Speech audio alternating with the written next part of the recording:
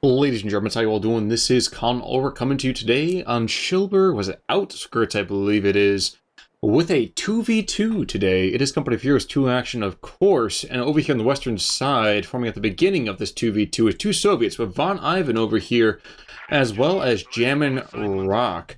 Like I said, both Soviets. Von Ivan might be bringing to the fray shock rifle frontline tactics in Soviet industry or counterattack tactics, but I feel like these things look really weird. Okay, he's going to go shock rifle, though. You know, JaminROCK partisan, or shock rifle, or Soviet reserve. So if we're lucky, we'll get to see some partisan action, but we'll see how it goes from there.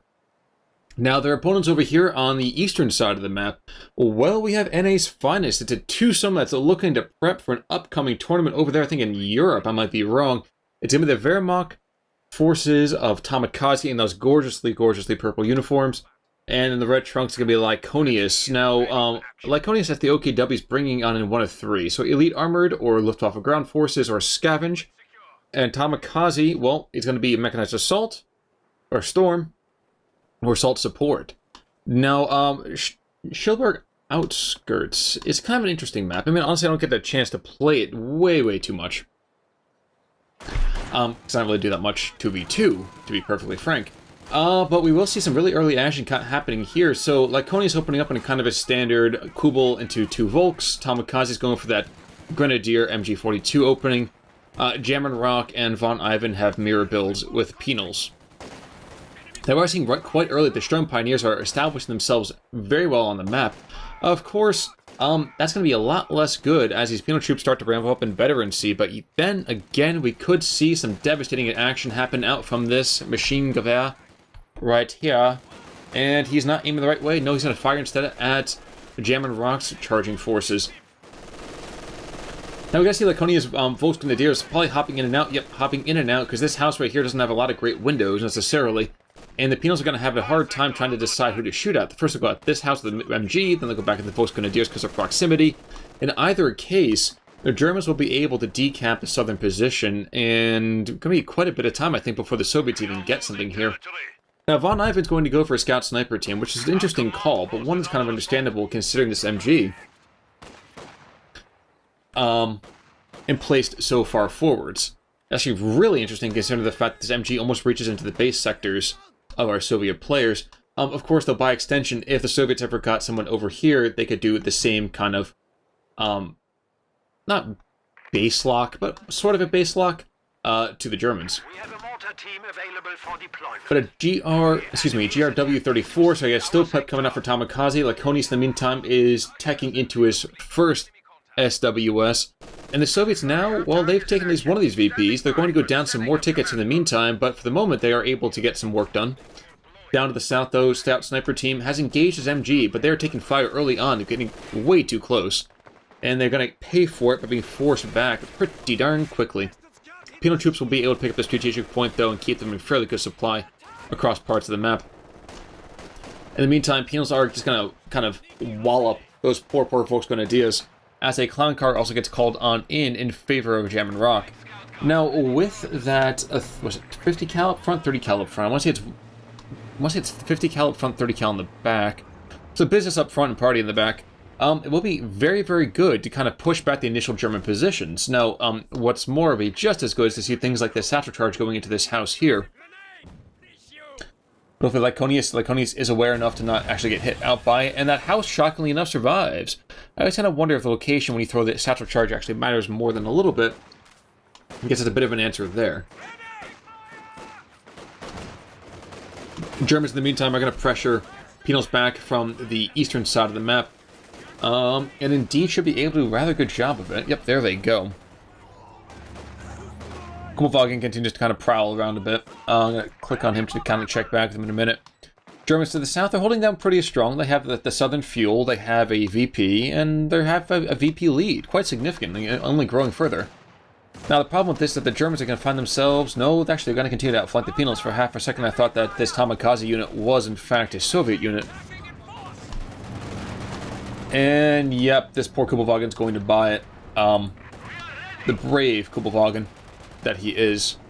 He'll go down swinging for the fatherland. And he dies. Poor lad indeed. The Germans are able to put a lot of pressure, though, pushing back the sniper team. Not quite yet.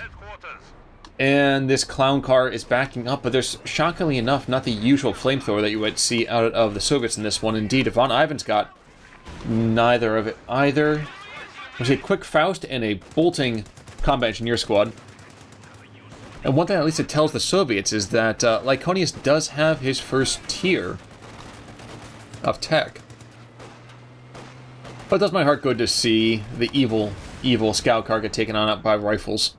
Back to the south, we see just continuing confluence of just Russian infantry all over the place. Now, this poor pioneer squad has been abused quite sorely by the snipers as well as other rifle fire, and really without any kind of other suppression to deal with in the meantime, Soviets would pretty easily take the southern part of this map, I would think. Germans, though, continue to push elsewhere, so Grenadiers pressuring back on these combat engineers. Germans up to the north, well, they're putting down some sandbags and capping out the position over here, so they might be able to grab themselves a triple cap. Or not. Soviets will take it away from them before they get that triple cap in. And away they go. So both JaminROCK and Von Ivan have gone for shock rifle frontline tactics, which means you have to be terrified, absolutely terrified, of that late game KV-8s and IS-2s. Well, this also tells me that the Soviets are not looking to utilize a lot of their early on fuel because of how intensive those mid and then super late game tanks actually are. Germans have yet to make a decision on their side. Not too much of an issue for them at the moment. They should be able to pick up this northern fuel point. No, they're not going to. They're going to find their own troops pressured back by these penals pretty darn quickly, and Volksgrenadiers are going to try to engage a penal battalion behind sandbags, but the penal battalion is too canny for them. They jump away before that incendiary grenade really gets going. But Tomakaze in the south, well, Tomakaze's got a 222. It's got a couple of kills already, and now we have a battle group headquarters on in as well for Lyconious. And the Soviets, well, the Soviets have not done a whole lot of attacking just yet. They each have a special rifle, special rifle command. I always want to call it by the wrong thing. Yeah, special rifle command. And the penal battalion down here to the south, man, I mean, geez, you play a game for like, 500 hours and you still forget what it's called every now and again. It's just a senior moment, 222 down to the south helps assert the German dominance in the area. They'll do a pretty good job. But in the meantime, Soviets are attacking other places here. They do not have a fuel under their control, but what they do have is they have this central position. They're barbed wiring off those sandbags so the Germans cannot use them for themselves, which is a fairly canny idea. Now, the problem with that is that Grenadiers might be able to come on up and abuse those poor Soviets. Well, Flammenwerfer, or rather, Rock 3 Flamethrower, if you prefer. Some damage being done there. Sniper team, in the meantime, comes onto the south. Are they actually engaging? No, they're just on no, don't fire. That's a good idea. Hold fire is a great idea right here. Combat engineers rush back through a field of fire, dropping 3 models pretty quickly on retreat. One guy survives. Yes, he does. It's interesting to me to see that both the Soviet players have a fairly small army. I mean, 6 units now for the JaminROCK is coming on up. Von Ivan has just 4. He's going for more of a micro-intensive idea here. I mean, he's taking pot shots at this machine gun in this church. And it's a good idea. 8, so another headshot has happened yonder. Unluckily for the Soviets and unluckily for the Germans, indirect fire decides to start goalposting all the rounds they throw down range. Now, Germans are up 95-ish tickets. And really, people like these Volksgrenadiers should be able to curve on around and really abuse those combat engineers. And indeed, one of them vanishes in a welter of flesh. And actually, oh no, he does have a body left. That's good to know. 222 coming on in. Gonna go and start flanking right here. Are we gonna see a dead squad, perhaps, for a change? Not quite yet. What we will see is Von Ivan bringing on in a half-track, so maybe going for the ZSU upgrade, maybe not. We'll definitely see about that. But in the meantime, Soviets are pushing the north, which is rather interesting to me. Shuttle charge goes out, completely whiffs, which is luckily for the Germans. But I would say that the Germans are pressuring a lot of extra investment over here on a very different side of the map. Most Grenadiers do take some secondary shrapnel, dropping 40% of their squad, and the house does finally go down. This gun is to the north, and this guy is just continuing to kind of pressure on forwards. I think he's trying to find the 222. It's not going to be impossible to do, but it won't be easy either. And now with a Flammenwerfer 42 on these Pioneers, well, they did have a decent shot until, well, numbers began to tell. Shock troops are being called on in by both Von Ivan and by JaminROCK, and yep, there's that ZSU, and geez, that's doing tons of work. Gotta watch out with that ZSU M17 MGMC. 222 is prowling down to the south, of the question really is, so 4 50 cals against a 20mm cannon. And German analog, the 30 cal. Our lines of supply are disrupted. And shockingly enough, it looks like both vehicles will actually survive. That's actually very surprising to me. In the meantime, this MG down here has been able to at least halt the advance of these shock troops, but they can get forced on back courtesy of the ZSU here. Now, more teams have been called on in, and really what has happened here is just allowed the Germans to take the southern fuel right back. And Sturm Pioneers are aggressing onto this, taking out the Zisgun. The problem with bringing both the ZSU upgrade for the half-track as well as a Zisgun says to me that I'm going to make mistakes back and forth. But his Schwerpanzer headquarters has been called on in by Lyconious. I wish he had put a little bit further forward, like right here or so. He'd be able to cover a good portion of that VP. And that would make his life a hell of a lot easier, folks. Just a hell of a lot easier. I guess he's a little bit nervous about seeing things like this incendiary artillery barrage, but then at the same time, doesn't do anywhere near the amount of damage you might have to be concerned about at the 100% at the end of the day. But who knows? In the meantime, penal troops are going to find themselves outgunned 4-1 practically. Now the satchel charge going on out, so I don't know if this squad's going to get out in time. Nope, they dropped 40% as well. That seems to be the running, I'm not going to say joke here, but it seems very much like that. The Germans will pick up the capture Zisgun from the Soviets, and down in the south, well, we have penal troops aggressing against essentially a solitary squad of grenadiers. The enemy is taking our territory. And they realize they're pretty much outgunned and they back away. It's a very, very good call. Zisgun went to go utilize a good chunk of his munitions for a light arty barrage. Interesting call, but in the wake of him not making any kind of PTRSs on his infantry squads, it's completely understandable he'd want to use the Zisguns for their entire purpose, not just part of it.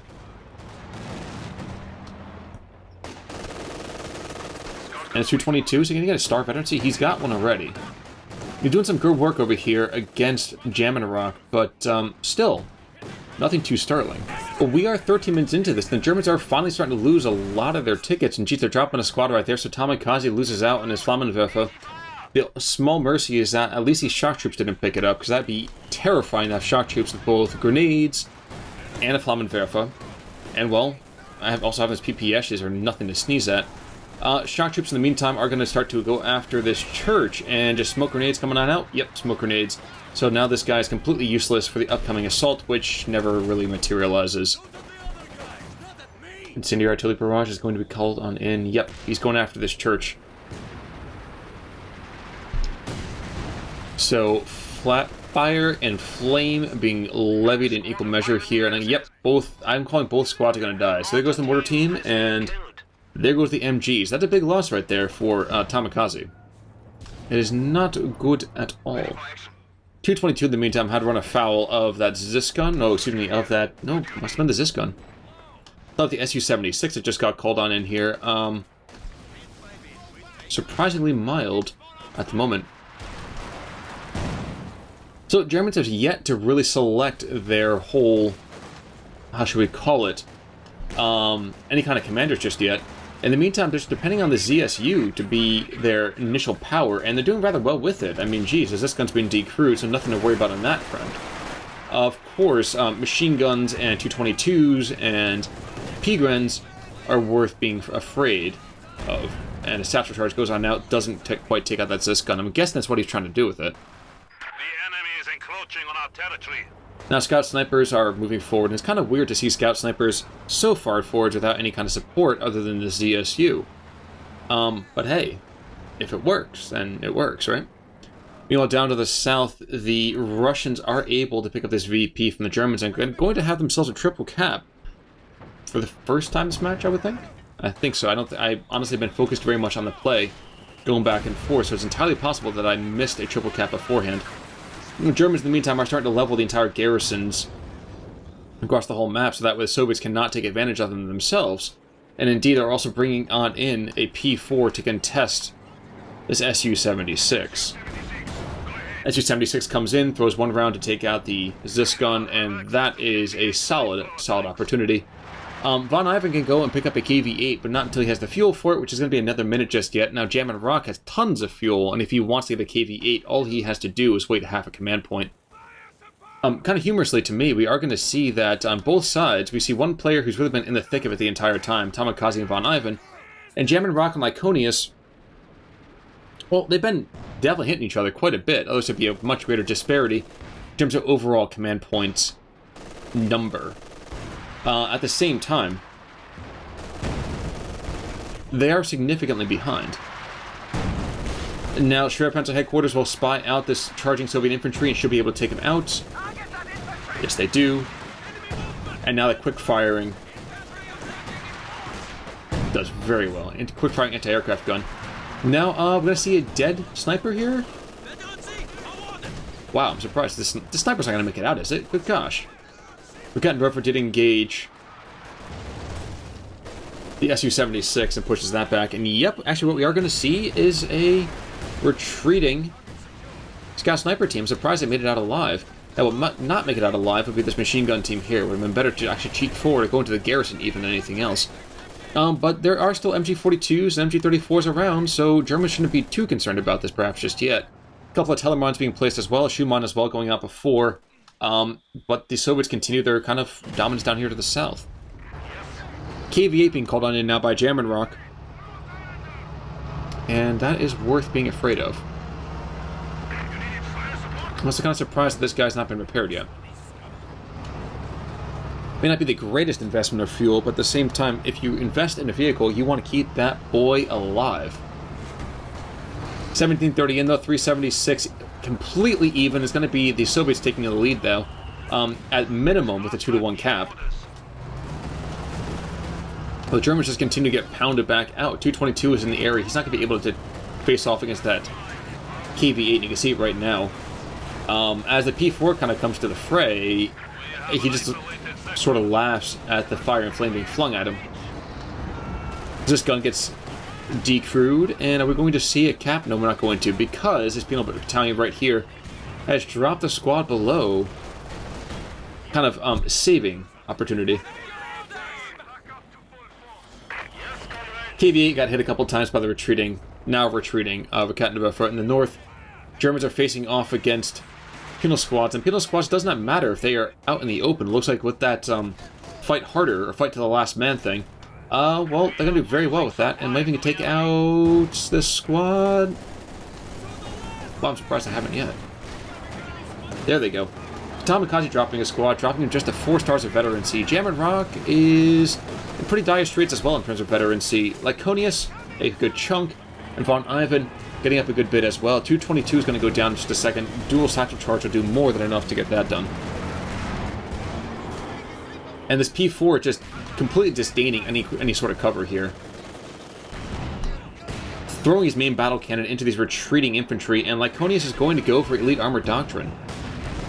So tank commander, which is kind of darn nice. At the same time, really this is the reason you want to have this guy.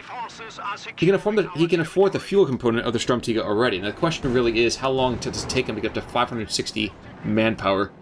Because that can be quite a Brobdingnagian task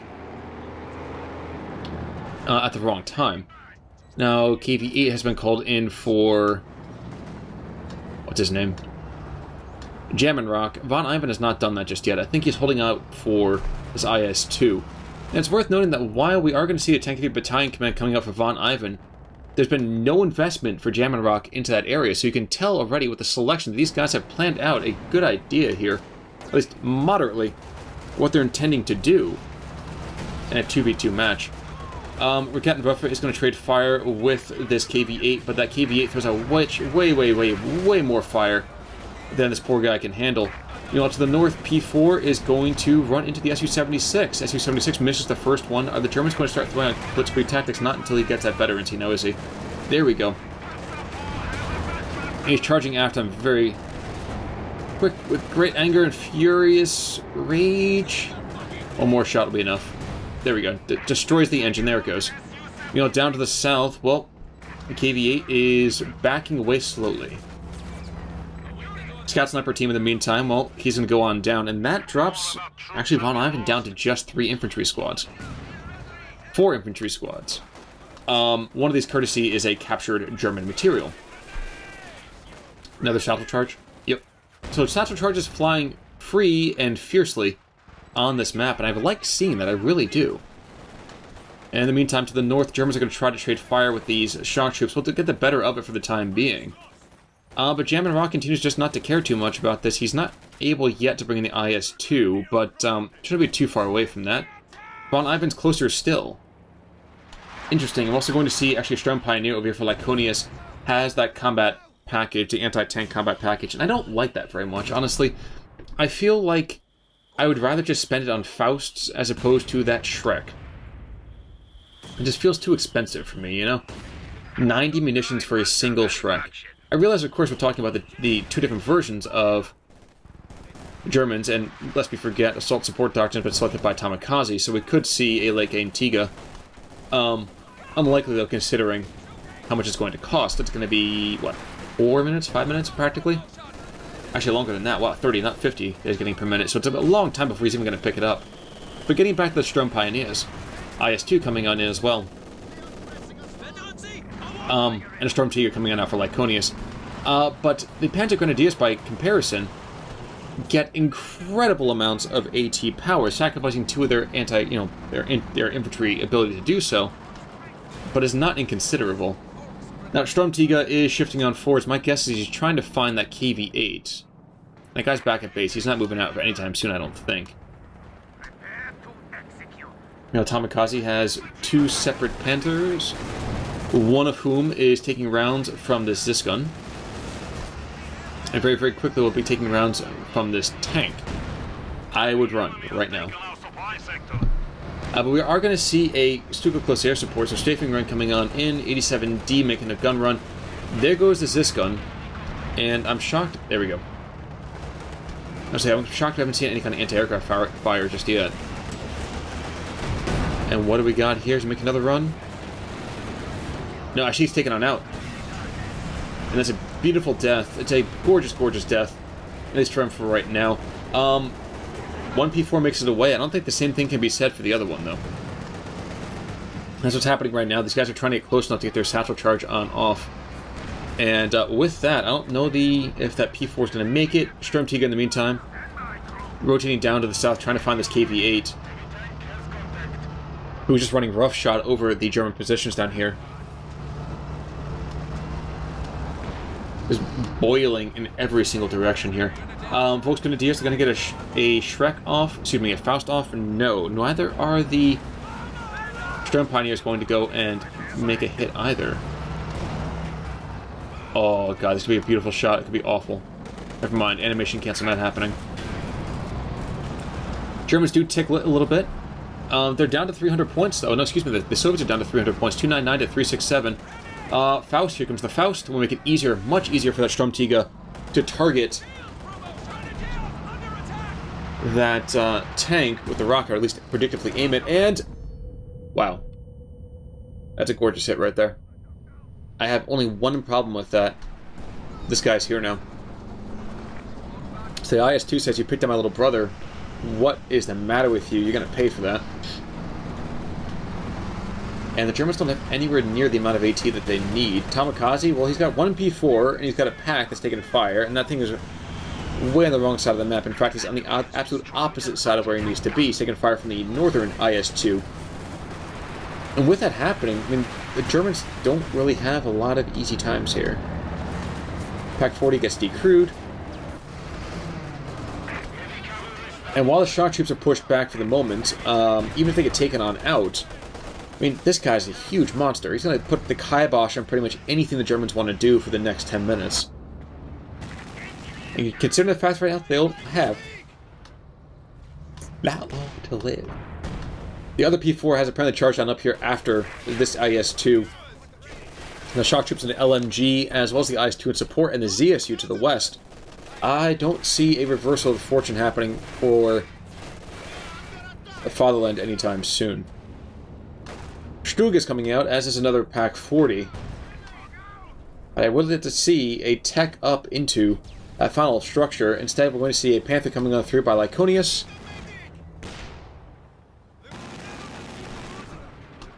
Which says to me he's not going to go for a Tiger anytime soon.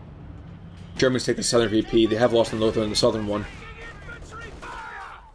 And the Soviets are outproducing them in terms of just petro as we speak.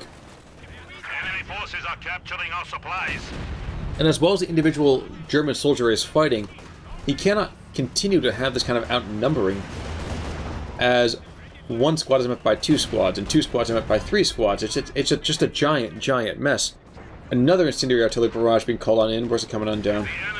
He's looking for this building right here, and frankly, I think he's just trying to prevent it from being repaired. He's aggressing on it. That Strug is in the area, and who cares, though? I mean, geez, that's an IS-2, my friends. That's not, you know, a T-70. We can't go for a Pack 40 right there. And with the IS-2, this is going to be pretty much a dead... Yep, that's a dead Trader Pencil headquarters. At least he gets the refund on that resources. And he calls in the Stuka just a little bit too late, as now that IS-2 is going to get away as well.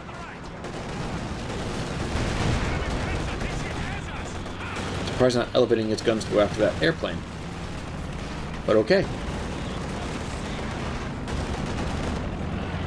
In the meantime, Germans continue to drop squads right, left, and center. Tomakaze drops down to just 3 squads really of infantry, 2 of which are just pioneers.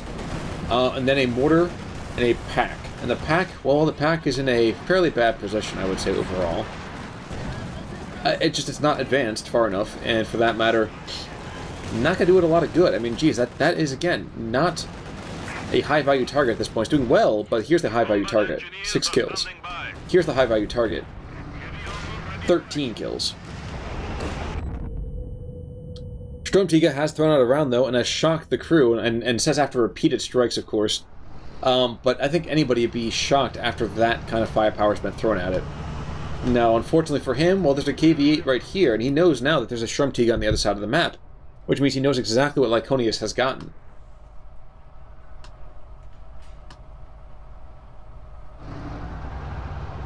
The KV-8 is now shifting on forwards. It's going to be hell to pay, I would say. And 28 minutes in, that KV-8 is definitely going to establish a dominant presence here. He's in the middle of all this German material, and just expect to see those numbers begin to climb here. He's taking some firepower right now. This Rakettenwerfer might shove him back for the moment, but don't think he's going to be gone for long, folks. Shaking and baking, doing some good work here. Might even be able to take out, yep, he takes out the ISG. And though he has a damaged engine for the moment, I wouldn't be too concerned about him. I really would not. Incendiary artillery barrage, cutting off the line of retreat for most of these guys, and forcing the ones who do want to retreat to basically jump out of the frying pan and literally into the fire. We are having this Panther Shrek over here being thrown out very gamely at this KV-8. At least for right now, he has lost... Oof. He has lost his... How do I put this delicately? Well, he's lost his main cannon. He doesn't have a machine gun left, but he's lost his flame projector, he's lost his 40mm cannon, and he goes down. Shockingly enough, thank you so much to... It's a Faust, I would guess. Yes, the Faust indeed. Also worth noting that the Soviets did just drop a couple of squads, in this case, JaminROCK dropped a couple of squads of his penals, courtesy of that Sturmtiger. But before you find yourself being too upset about the fact that Sturmtiger is just such a brilliant killer, it's only got 11 kills. So it's done good work, but just not maybe enough to justify its cost as of right now, anyway. Stug comes on forward. This is the second Stug, by the way. The first one has been blown to scrap. Trading shots with anybody in particular? No, not even trading shots with an infantry that's just pounding it. As we pass the 30-minute mark, we are seeing that the Germans are down 60 points. And that is only going to get worse, because they can't seem to actually take and hold any of these particular positions. Pack 40 sets on up. And anything else? Any other anti-tank? No, not really. Oh no, we have this forgotten buffer right here. So this IS-2 is... well, he's gamely firing at this, let's say.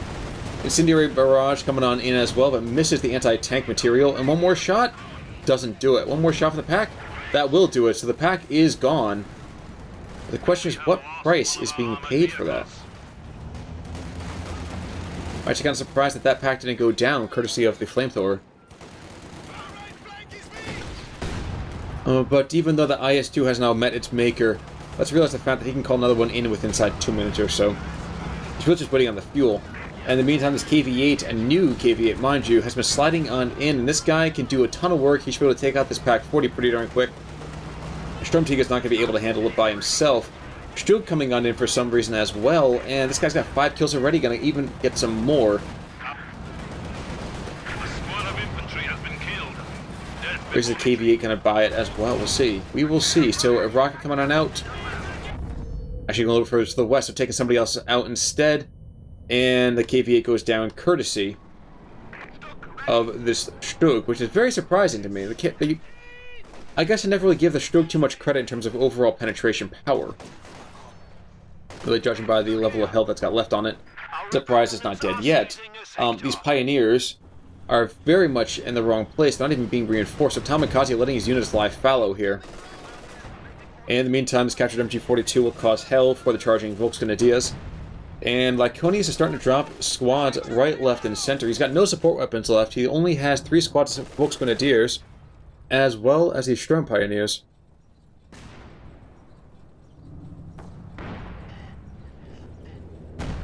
Alrighty, though, but where are we in the meantime? So 32 minutes in, Germans are under a triple cap, but they have half the amount of tickets that their opposing forces do have, and now we have light artillery barrages happening, and geez, that can happen all day, every day, because, well, JaminROCK is getting enough to take out that entire squad.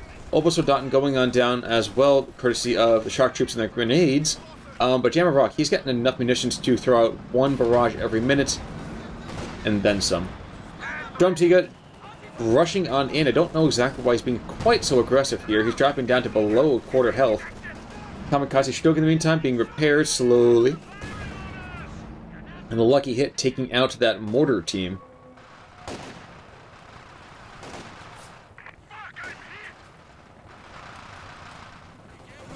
Meanwhile to the north, well, oh my gosh, Panzergrand's being taken on out. Do they escape? Do they make it out? They make it out, shockingly enough. Those PPSs, of course, being incredibly inaccurate. Anything closer, excuse me, anything farther than a few meters here and there. Germans continue to try to hold a particular position, but when your opponent can throw on down these brutal incendiary artillery barrages, kind of hard to really want to hang out in one spot for too long. And then as well, you bring in this IS-2, and the IS-2 by itself, if there's just one of them, is more than enough, but now we got 2 right here. A replacement being called on in by von Ivan. He's willing to throw his troops into the ringer to save his ally, and geez, just look at the difference in action. 30 versus 23, 29 versus 26, so really the fight's been gone between Tomakaze and von Ivan. And von Ivan says, bro, I don't care who you are, what you're doing, you're dead meat. Shot coming on out. Does immobilize it and take that on out. I think he's also taking out the pack in the meantime. Yes, he has. He's killed 2 friendlies there. Not that I think it's going to be, you know, a game changer at this point. As now this Schilberg is running afoul of every anti-tank position on the map. Round up. Shockingly enough, no round. Alrighty. Lyconious, in the meantime, has finally called in his Königstiger. I felt like that kind of would have been a better option about, 8 minutes ago. Screw the Panther if he had teched into this. He could have picked up an early Königstiger, and I think that would have been a much better call. But we have ourselves now another KV-8 coming on in. 34-34 coming through, 297 to 44. And I don't think the Germans are going to pull this one out, folks. I do not at all. Königstiger, but though, if anybody can do it, it's the Königstiger. Plus the fact that since he's using Elite Armor Doctrine, he's got those heat shells, as well as the Panzer Commander. And he's got the munitions to throw at it as well. Well, more incendiary barrages coming on down. I would like to see a quick coordinated barrage be kind of nice. I don't think it's going to happen. We can always tell, again, of course, how well will this do, but judging by its first shell. Completely misses. He's running into 2 anti-tank platforms. This is not going to be pretty. And the IS-2. Well, he's taken out one of them. Well, 1 kill does not a victory make, and I believe this IS-2 is going to come in to just really finish them off, and that'll be pretty much all she wrote, I would think. Koenigstiger's going to die. Yeah, Koenigstiger's dead. Which is a shame, because it's such a beautiful piece of heavy German engineering. And there he goes. That's death right there, and I believe we're going to see probably a Tomakaze and Lyconious tap out in just a second here. Yowza. 297 to 12. Wow, getting beat down here. So Tomakaze, yep, Tomakaze and Lyconious both tapping out at 35-48. End score 297 versus 12. The Soviets just spanking the Germans. So well done there by Von Ivan and JaminROCK. I don't know if they're going into the tournament that I was talking about before. But I do know this. Tomakaze and Lyconious did definitely play a good game. Unfortunately, just you can't always have it win for your side. So well done there. But even better job over to our Soviet players. Folks, that's going to do it for me today. Thank you so much for tuning in. I'll see you guys all next time. This is JaminROCK signing off. Take it easy.